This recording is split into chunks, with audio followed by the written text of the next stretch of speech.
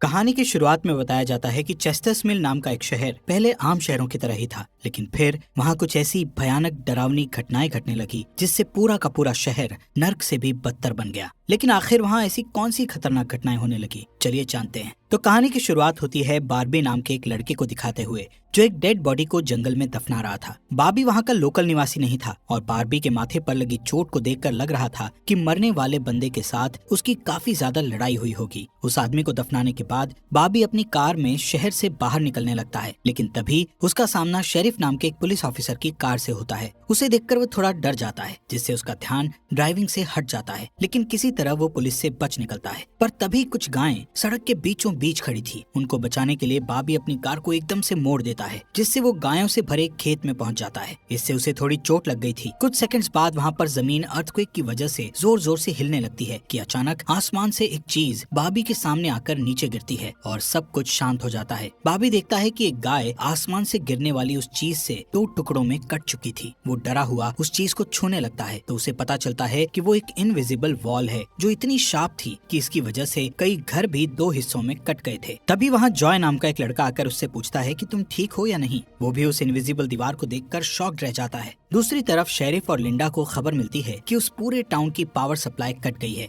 Phone lines बंद हो गई हैं और इंटरनेट भी काम नहीं कर रहा है। यहाँ तक कि सारे सैटेलाइट कनेक्शंस भी काम करना बंद कर गए थे। तभी शहर के ऊपर से उड़ रहा एक प्लेन उस इनविजिबल वॉल से टकराकर क्रैश हो जाता है, जिसे देखकर लोग और भी ज्यादा घबरा गए थे। और ये बात कंफर्म हो जाती है कि ये सिर्फ एक इनविजिबल दीवार नहीं बल्कि एक राउंड शेप डोम यानी गुम्बद है, जिसने आधे शहर को कवर कर लिया है। वहीं दूसरी साइड हम एक रेडियो स्टेशन पर फिल और उसकी असिस्टेंट डोडी को देखते हैं जो सिग्नल लाने की कोशिश कर रहे थे। वो दोनों थोड़ा कंफ्यूज थे कि अचानक सिग्नल क्यों चला गया। यहाँ पर फिल को लगता है कि ये अच्छा मौका है उनकी रेडियो रेटिंग्स को हाई करने का, इसलिए वो दोनों सिग्नल को ठीक करने में लग जाते हैं। वहीं एक फायर ट्रक डोम की दूसरी तरफ से आ रहा था, जिसे देख बार्बी ट्रक वाले को इस इनविजिबल वॉल की तरफ इशारा करता हुआ उसे रुकवाकर क्रैश होने से बचा लेता है। थोड़ी देर बाद वहाँ इन्वेस्टिगेशन करने के लिए कुछ पुलिस वाले आते हैं, पर इस इनविजिबल डोम को समझना उनके बस की बात नहीं थी। उसी समय वहाँ पर एक शहर का काउंसिलमैन जिसका नाम बिग जिम था वो भी पहुँच जाता है, लेकिन उसे भी इस डोम के बारे में कुछ भी समझ नहीं आता। यहाँ पर पुलिस को इन्फॉर्मेशन मिलती है कि उस शहर की तरफ आने वाले सभी रास्तों को बंद कर दिया गया है, क्योंकि उस डोम की वजह से बहुत सारे एक्सीडेंट हो रहे हैं। इसके थोड़ी दूर घर पर जूनियर नाम का लड़का एंजी नाम की लड़की के साथ इंटीमेट हो रहा था। एंजी पेशे से नर्स थी और जो की बड़ी बहन भी थी। इंटीमेट होने के बाद जूनियर एंजी से कहता है कि मैं तुमसे बहुत प्यार करता हूँ, लेकिन एंजी उसे कहती है कि वो उसके लिए ऐसा कुछ फील नहीं करती।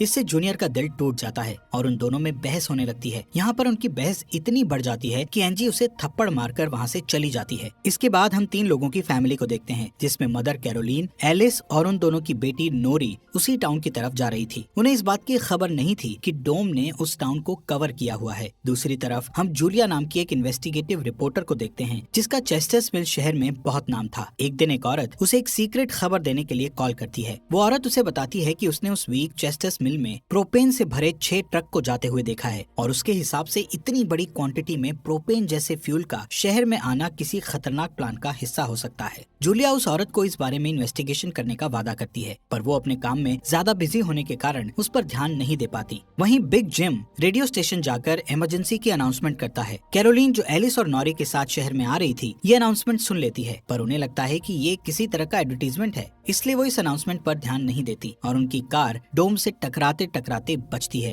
क्योंकि उससे पहले दूसरी तरफ से आ रहा एक ट्रक डोम से टकराकर क्रैश हो जाता है, जिसे देखकर वो तुरंत अपनी कार के ब्रेक लगा देती है। इतने बड़े इंसिडेंट को देखकर नॉरी के दौरे पड़ने लगते हैं, जिससे वो बेहोश हो जाती है, लेकिन बेहोश होने से पहले वो किसी पिंक स्टार के बारे में कहती है। अब यहाँ से नॉरी को जल्दी से हॉस्पिटल में ले जाया जाता है, जो कि टाउन में होने वाली घटनाओं से घायल हुए लोगों से भरा पड़ा था। वहीं जूलिया और बार्बी घायल हुए लोगों को हॉस्पिटल ला रहे थे। इसी हॉस्पिटल में जूलिया का हस्बैंड भी डॉक्टर था। वो उससे मिलने जाती है, लेकिन उस वक्त उसका हस्बैंड हॉस्पिटल में नहीं था। हॉस्पिटल में जूलिया को पता चलता है कि उसका हस्बैंड संडे को कभी काम नहीं करता था, पर वो जूलिया को हमेशा झूठ बोलता आ रहा था। हॉस्पिटल के बाहर हम बार्बी और एंजी को मिलते हुए देखते हैं। दोनों को साथ देखकर जूनियर के अंदर एक अलग सी जलन पैदा होती है। वहीं अब टाउन के बॉर्डर्स को सैनिकों द्वारा सील कर दिया जाता है। बहुत सारे साइंटिस्ट और एक्सपर्ट्स को भी इस अजीबो गरीब मुसीबत का असल कारण नहीं पता चलता, पर कुछ घंटों बाद बिग जिम प्रोपेन के बारे में बात करने के लिए शेरिफ से मिलता है। यहाँ पर उनकी बातों से हमें पता चलता है कि उनको इस डोम के बारे में पहले से थोड़ा बहुत पता था, पर वो इस पर खुलकर बात नहीं कर रहे थे। वहीं बॉबी को उस टाउन में एक दिन के लिए रुकना था, पर उसके पास ठहरने के लिए कोई जगह नहीं थी, इसलिए वो अपनी कार में ही रात बिताने का फैसला करता है। तभी जूनियर उसके पास आता है और उसे एंजी से दूर रहने को कहता है। धीरे धीरे उसकी बात धमकी में बदल जाती है।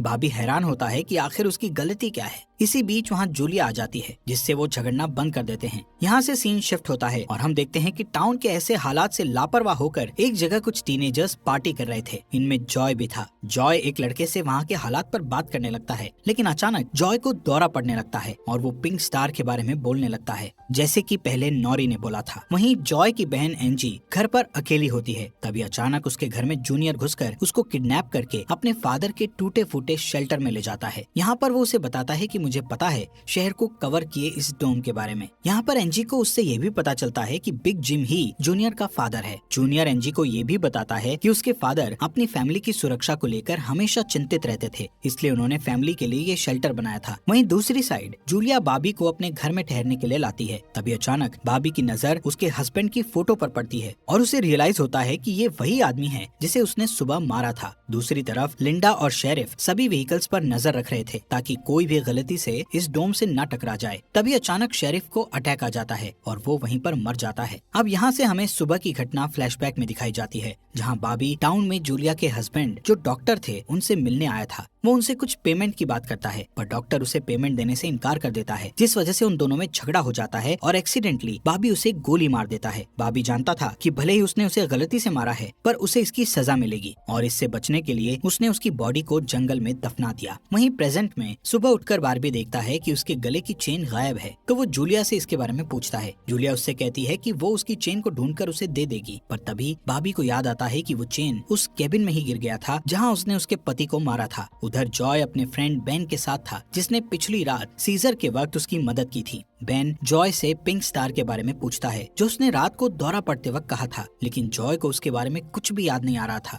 वहीं रेडियो स्टेशन में डोडी एक स्पेशल डिवाइस की मदद से डोम के बाहर वाले लोगों से कांटेक्ट करने में सक्सेसफुल हो जाती है। वो सोल्जर्स को आपस में बात करते हुए सुन सकती थी, पर वो उनसे कुछ नहीं कहती। वहाँ सोल्जर्स भी कंफ्यूज थे कि आखिर ये इनविजिबल वॉल क्या है। दूसरी तरफ बिग जिम रेस्टोरेंट में बैठा ब्रेकफास्ट कर रहा होता है कि लिंडा वहाँ आकर उसे शेरिफ के मरने की खबर सुनाती है, जिससे वो लोग तुरंत बंकर में डेड बॉडीज को दफनाने वाले के पास जाते हैं, जिसका नाम लेस्टर था। उधर एंजी शेल्टर में किसी को मदद के लिए बुलाने की पूरी कोशिश करती है, पर वो कामयाब नहीं होती। तभी जॉय वहाँ आता है और उसे चेन के जरिए बेड से बांध देता है। वहीं बिग जिम लेस्टर को अपने साथ लेकर आता है, जो कि शेरिफ का ही दोस्त था। शेरिफ की मौत से वो बहुत दुखी और परेशान हो जाता है। जब लिंडा उनके आसपास नहीं होती, तब वो और बिग जिम पिछले महीने होने वाले प्रोपेन के इंपोर्ट के बारे में बात करते हैं कि प्रोपेन के इंपोर्ट में उन तीनों का ही हाथ था और उन्होंने टाउन वालों से ये बात छुपाई थी। शेरिफ की मौत से ये कंफर्म हो गया था कि वो उनकी इन्वॉल्वमेंट के बारे में किसी को कुछ नहीं बता पाएगा, जो कि उनके लिए अच्छी खबर भी थी। उसी दिन बाद में लिंडा पुलिस स्टेशन आती है तो देखती है कि बिग जिम शेरिफ के ऑफिस में कुछ ढूंढ रहा है। लिंडा के पूछने पर जिम उसे कहता है कि वो वहाँ शेरिफ की वसीयत के पेपर्स ढूंढ रहा है, लेकिन असल में वो वहाँ प्रोपेन के इंपोर्ट से जुड़े पेपर्स को ढूंढने आया था, जो उसे और लेस्टर को परेशानी में डाल सकते थे। वो तुरंत बाहर आकर शेरिफ को बताता है कि मुझे लगता है वो पेपर शेरिफ के घर में होंगे, जिन्हें लाने के लिए वो लेस्टर को तुरंत उसके घर भेजता है। इसी बीच जूलिया जल्दी से रेडियो स्टेशन पर डोडी के पास जाती है, जहाँ वो देखती है कि वो लोग डिवाइस के जरिए डोम के बाहर खड़े सैनिकों की बातचीत सुन सकते हैं। उनकी बात सुनने पर जूलिया को पता चलता है कि वो लोग जमीन खोदकर डोम को बाहर निकालने की कोशिश कर रहे हैं, पर वो इस काम में कामयाब नहीं हो पा रहे हैं। इसके बाद जूलिया रेडियो के जरिए पूरे टाउन में डोम वाली खबर को फैला देती है, जिससे लोगों में डर पैदा हो जाता है और लोग घबरा जाते हैं। वहीं जॉय और बेन बॉर्डर के पास साइंटिस्ट को अपना काम करते हुए देखते हैं। साइंटिस्ट ये देखते हैं कि डोम के ऊपर पानी का क्या असर होता है, पर उन्हें ज्यादा कुछ समझ नहीं आ रहा था, जिससे वो किसी नतीजे पर नहीं पहुंच पाते। वहीं जॉय देखता है कि ये डोम एक छलनी की तरह है। वो बेन से बताता है कि इस डोम में से बिल्कुल मामूली सा पानी आर पार जा सकता है। दूसरी ओर बार्बी अपनी चेन ढूंढने जूलिया के हस्बैंड डॉक्टर के केबिन में जाता है। वहाँ उसे उसका चेन मिल जाता है, पर तभी जूनियर वहाँ आकर उसे देख लेता है। जूनियर उससे पूछता है कि क्या तुम एंजी के साथ सोए थे। यहाँ पर बार्बी को लगता है कि शायद उसने उसे चेन ढूंढते हुए देख लिया है और इसीलिए वो जूनियर को ऐसे ही वहाँ से जाने नहीं दे सकता था, इसलिए वो जूनियर को बहुत बुरी तरह से पीटने लगता है। वहीं हम देखते हैं कि लेस्टर शेरिफ के घर पहुंचकर प्रोपेन इंपोर्ट के पेपर्स को ढूंढने लगता है। कुछ टाइम बाद उसे वो पेपर्स ड्रॉवर में मिल जाते हैं, तभी वो उन्हें जला देता है। जब वो वहाँ से जाने लगता है तो उसका पैर लगने से पेपर्स की आग घर के पर्दों पर लग जाती है, जिससे आग की लपटें पूरे घर में फैल जाती हैं और पूरा घर जलने लगता है, जिसे देखकर जल्दी ही बहुत सारे लोग जमा हो जाते हैं और आग बुझाने की कोशिश करते हैं, पर फायर ट्रक के बिना आग बुझाना नामुमकिन था। अगर वो लोग घर को जलने देते तो डोम के अंदर का टेम्परेचर बहुत बढ़ जाता, जिससे लोगों की जानें भी जा सकती थी, इसलिए सब मिलकर आग बुझाने में लग जाते हैं। बाबी लोगों को आग बुझाने में लीड करता है। तभी लिंडा को घर के अंदर से लेस्टर की चीखने की आवाजें सुनाई देती है। वो अंदर जाकर उसे घसीट कर बाहर निकाल लाती है और इलाज के लिए डॉक्टर के पास भेज देती है। यहाँ पर लोगों को आग बुझाने में 1 घंटे के बाद भी कामयाबी नहीं मिलती, उल्टा आग और भड़क जाती है। आखिर में जिम लोडर लेकर आता है और घर को गिरा देता है। तब कहीं जाकर आग शांत होती है। इसके बाद सारे थके हुए लोग इकट्ठा होते हैं। उनमें से पॉल नाम का एक पुलिस वाला फ्रस्ट्रेट होकर कहता है कि हम सभी लोग इस डोम से कभी भी बाहर नहीं निकल पाएंगे, क्योंकि ये डोम आग से जो धुआं निकला है उसे बाहर नहीं निकलने दे रहा। वो कहता है कि हम सभी इस डोम के अंदर ही मरने वाले हैं। इतना कहता हुआ वो हवा में गोली चला देता है, जो कि डोम से टकराकर एक दूसरे पुलिस वाले को लग जाती है और वो तुरंत मर जाता है। यहाँ पर पॉल को अरेस्ट कर लिया जाता है। अंधेरा होने पर जॉय और उसके दोस्त स्केटिंग के लिए जाते हैं। तभी वहाँ पर नोरी जॉय के पास आकर उसे कहती है कि उसे अपना फोन चार्ज करना है। जॉय उसे अपने घर ले जाता है, क्योंकि उसके घर में जनरेटर था, जो कि उस टाउन के गिने चुने घरों में ही था। उधर लिंडा पॉल को जेल लेकर आती है। वहाँ कुछ लोग पुलिस स्टेशन के बाहर प्रोटेस्ट कर रहे थे। असल में वो लोग पुलिस के घटिया सिस्टम का विरोध कर रहे थे। जिम उन सब को ये कहकर शांत करता है कि जरूरत पड़ने पर उन सबकी मदद की जाएगी। लॉकअप में बंद होने के बाद पॉल को हार्ट अटैक आ जाता है, जिससे लिंडा उसकी मदद के लिए दौड़कर अंदर जाती है, लेकिन तभी उसे पता चलता है कि पॉल सिर्फ अटैक आने की एक्टिंग कर रहा था।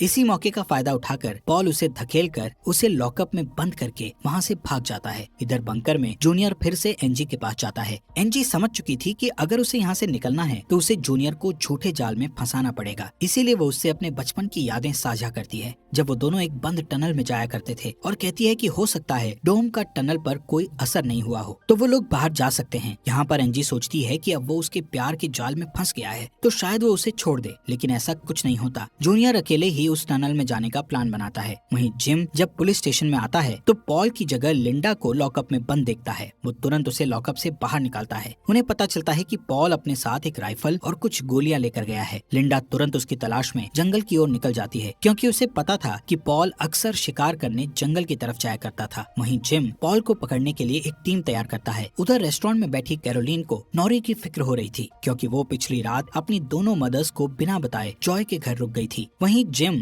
लोगों से पॉल को तलाश करने के लिए उसकी टीम ज्वाइन करने को कहता है। वो बाबी से भी उनके साथ चलने को कहता है, क्योंकि वो आग बुझाने में अच्छा लीडर साबित हुआ था। इसके बाद वो लोग जंगल में जाने लगते हैं। रास्ते में बार्बी अपनी खूबियां दिखाता हुआ उनसे कहता है कि वो मिलिट्री में भी रह चुका है। वहीं दूसरी ओर जूलिया जूनियर को टनल की तरफ जाते हुए देखती है। वो उसे रोककर पूछती है कि वो बैग पैक करके कहाँ जा रहा है, लेकिन जूनियर बहुत जल्दी में था और वो नर्वस भी था। वो कहता है कि मैं बस यहीं पास में अपने दोस्त से मिलने जा रहा हूँ। इससे जूलिया का शक उस पर और भी बढ़ जाता है और वो उसका पीछा करती हुई टनल तक पहुँच जाती है। उधर जॉय के घर पर जॉय और नॉरी साथ में नाश्ता कर रहे थे। जॉय पहले कभी किसी लड़की के साथ अकेला नहीं रहा था, इसलिए थोड़ा नर्वस फील कर रहा था, जबकि नॉरी कॉन्फिडेंट थी और बातचीत में भी हाजिर जवाब थी। तभी बेन और 2 लड़कियों को अपने साथ लेकर उसके घर आ जाता है, जिन्हें फोन चार्ज करना था। उन्हें इम्प्रेस करने के लिए बेन को जनरेटर यूज करना था, जिसके लिए जॉय बेन को थोड़ी बेदिली से इजाजत दे देता है, क्योंकि उस टाउन में जनरेटर एक बहुत काम की चीज थी और इस तरह उसका मिसयूज करना उसे सही नहीं लग रहा था।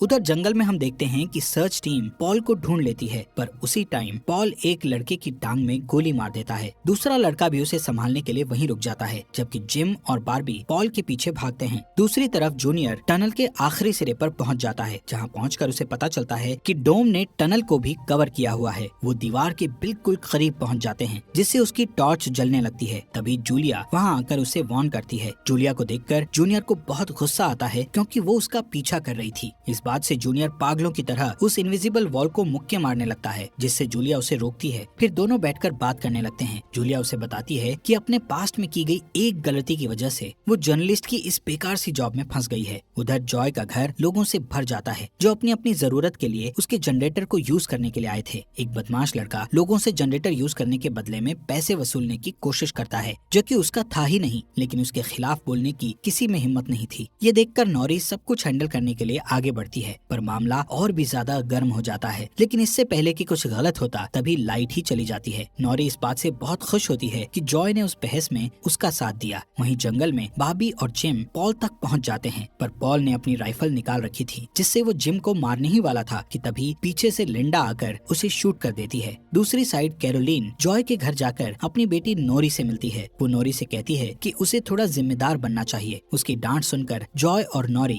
एक दूसरे का हाथ पकड़ लेते हैं, जिससे एक स्ट्रेंज स्पार्क पैदा होता है और उसी वक्त दोनों को दौरे पड़ने लगते हैं। वो दोनों एक साथ किसी पिंक स्टार के बारे में बात कर रहे थे। उधर जूनियर शेल्टर में एनजी के पास जाता है, लेकिन इस बार उसके हाथ में फर्स्ट एड किट थी। एनजी उसके जख्मों पर मरहम पट्टी करती है और चुपके से सीजर अपने पास रख लेती है। वहीं हम देखते हैं कि जूलिया और बार्बी दिन भर की थकान के बाद वापस घर लौटते हैं, लेकिन जूलिया जूनियर की बातें सुनने के बाद से ही बार्बी पर शक करने लगी थी। और जब बार्बी नहाने जाता है तो जूलिया उसका सामान चेक करने लगती है। हिंदी चैनल को सब्सक्राइब करना मत भूलना। और आपको ये अंडर द डोम सीरीज यहाँ तक कैसी लगी, इस सीरीज के नेक्स्ट एपिसोड लाएं या नहीं, कमेंट बॉक्स में हमें जरूर बताएं।